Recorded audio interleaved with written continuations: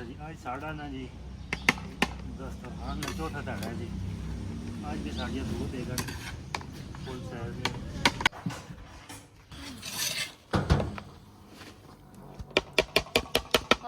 वालेकुम मसेरा वो देगा चाव खुल गई है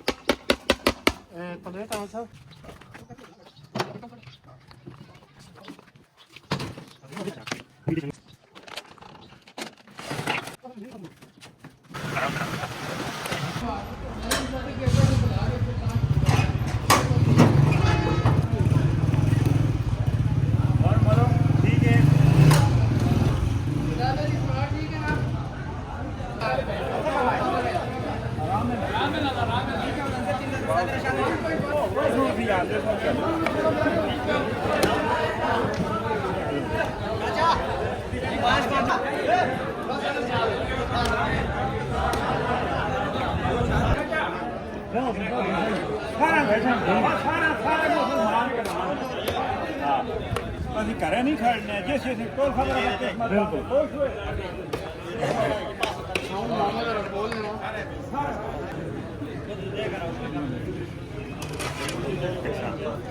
ਇਹ ਵੇ ਤੂੰ ਮੈਂ ਤਾਂ ਆਈ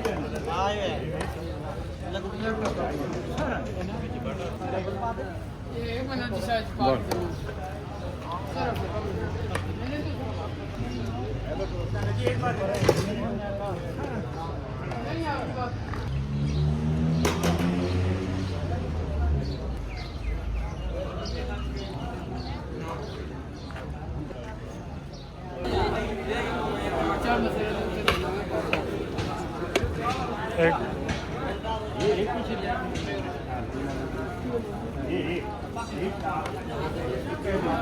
हाँ